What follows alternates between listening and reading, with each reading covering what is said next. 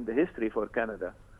Eugenie Bouchard, she won Wimbledon 2 years ago as a junior, and now she's performing very well, and she became one of the top 20 players, and we are expecting a lot from this 19 years old Eugenie Bouchard of Canada. But Simona Halep, the Romanian, is doing very well, and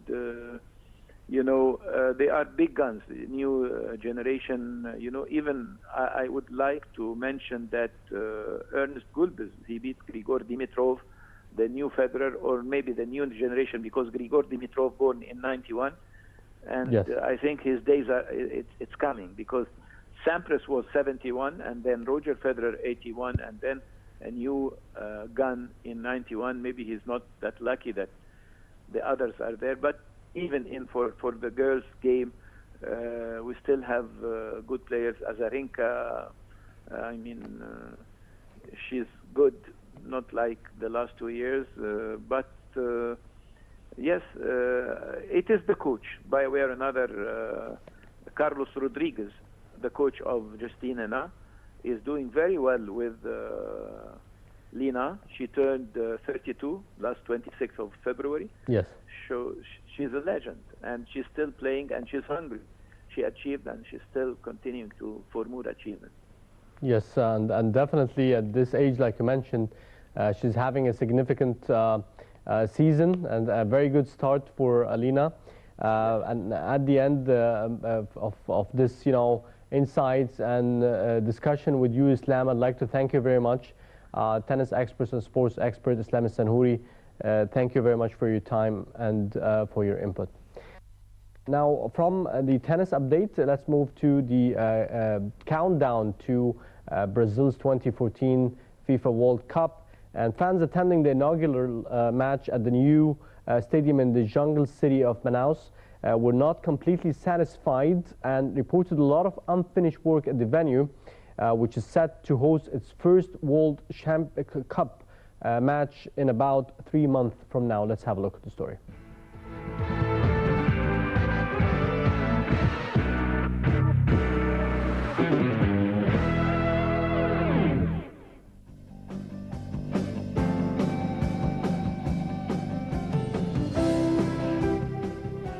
Acknowledging teething problems, Brazil loaded the Arena Amazonia in Manaus after the stadium became the 8th World Cup venue to be inaugurated.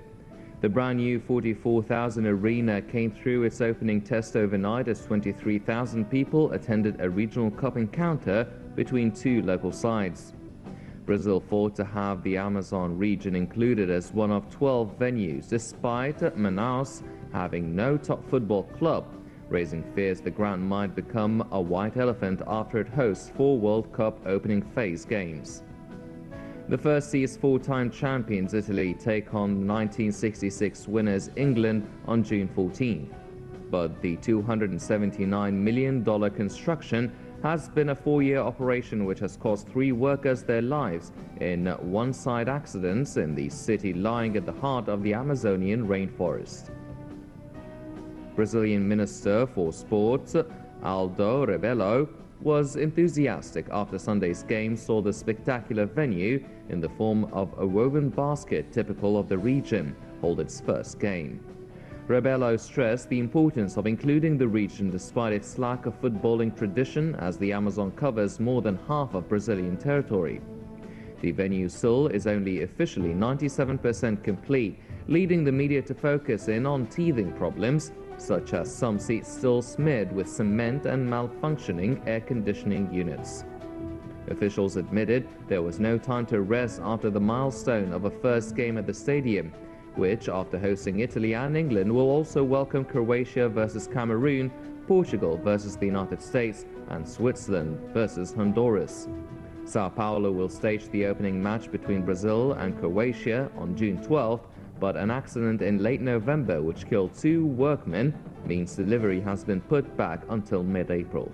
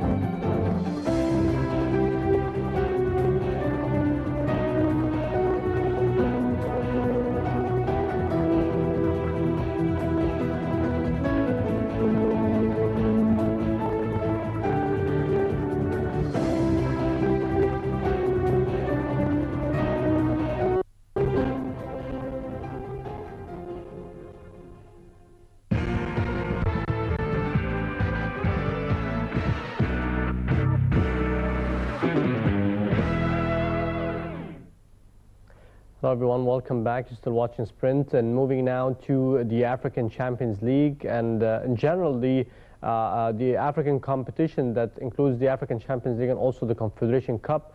Looking at the Egyptian clubs and the progress within these competitions, both on the African Champions League level, both Ahli and Zamalek managed to proceed.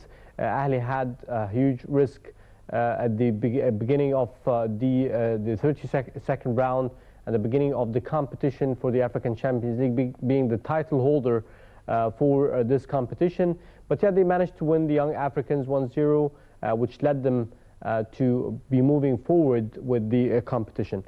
So a very quick view on the latest results during this week. And Sahel of Tunisia won Cara Brazzaville 3-0. That was 3 days ago. And while Ahli Shandi of Sudan won AS Kigali of Rwanda 1-0. Last Saturday, St. Michel United from Seychelles won 3-1 to Hauma in Zimbabwe, and Zesco United FC from Zambia won 1-0. That's the Confederation Cup. For the African Champions League, the results were Zamalek has managed to win Capos Corp of Angola 1-0 with an total aggregate of 1-0 to reach the last 16. Kampala City Council of Uganda lost to Nkana FC Zambia with an aggregate of 4-3 and reaching to the last 16. Liga Makulama of Mozambique lost to Kaiser Chiefs of South Africa 0-3, and Kaiser Chiefs reached the last 16 with a 7-0 aggregate win. While Primeiro Agosto of Angola won AC Leopards 2-0 to reach the last 16 with an aggregate of 4-3. SFA Yenanga of Burkina Faso drew with Sportive de Sétif of Algeria with an aggregate of 5-0 for Algeria's club. Real Mabanko of Mali lost to Animba Nigeria 0-1, with giving it an aggregate draw of 2-2, having Real Mabanko to reach the last 16.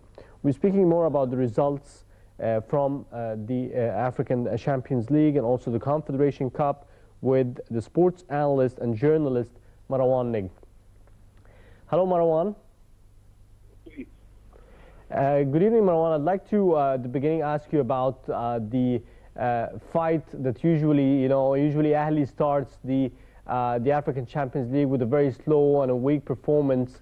This is what happened last season, and they managed to snatch the African Champions League title. How are you looking at Zamalek's performance and also Ahli's performance at the beginning of the African Champions League? Well, Sharif, Al-Ahli's start was slow to an extent that Al-Ahli were on the verge of going out, Sharif. Remember that young Africans had 2 penalties. If they scored any of them, they would have gone through to the round of last 16. So Al-Ahli's performance in the return leg was just unbelievably bad. They just scored at the very end. And yes, even in penalties, they seemed the non-experienced team. And Al-Ahli can count themselves very lucky to be through to the round of last 16, Sharif. Yes. So despite this, the Ahli's coach said he's quite satisfied with the victories on penalties over Young Africans. He said he's relieved to have the qualifications to the round of 16 after beating the Tanzanian side. Do you think this is, the level that Ahli is looking for, is like, barely passing towards the second rounds? Well, of course not, Sharif, but I mean, Al-Ahli has been through a series of very bad performances, and if you just take away the Super Cup match against Sfaxi of Tunisia, all the performances are very bad. And Sharif, I don't know if you will believe this or not, Al-Ahli are 9 points behind the leaders in their group in the Egyptian League. Yes. Smoha are on 25 points with Al-Ahli on 16 points. This is just, I know many people would not believe this, but this is true. And Al Ahly now are lying fourth in their group. They are behind Smoha, Al Maulin, and Al Ittihad. And by the way, they are 7 points behind Al Maulin and 5 points behind Al Ittihad. Though of course Al Ahly has games in hand. But I mean, it's been very poor performances in the league and now in the African Champions League as well. And as I told you, if you take away the Super Cup match, all the performances have been very bad. And Mohamed has got to find his chemistry right very soon if he wants to continue as Ahly coach throughout next season, Sharif. Yes. If I may ask you about Zamalek's performance, Marwan. Do you think Zamalek is having a better season than Ahly, securing, but yet on the Egyptian Premier level, they failed to win the last 2 matches, but yet they had a comfortable win in the African Champions League? Well, Sharif, not very comfortable either.